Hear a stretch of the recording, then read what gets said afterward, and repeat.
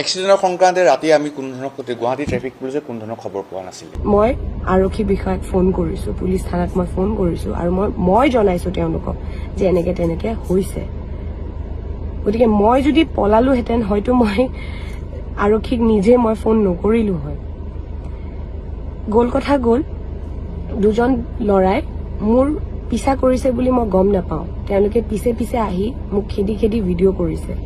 Video' কৰি যে মানে মোৰ এনেকুৱা ফিল হৈছে যে যদি মই ল'ৰা হলোহেঁতেন হয়তো তেওঁলোকে মোক তাত মাৰিবলৈ খেদি অহা নিচিনাকে আহিছে মোক তাৰমানে।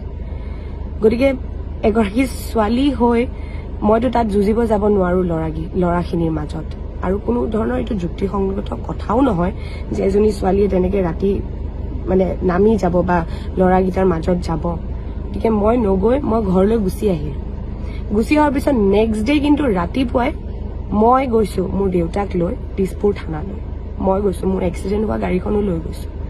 তাত লৈ গৈ তেওঁলোকৰ লগত কথা বতৰা পাতি তেওঁলোকে মোৰ গাড়ীৰ কাগজ পাতি চব জেৰক্স লৈছে, যি ফৰ্মেলিটিজ আছে চব কৰিছে।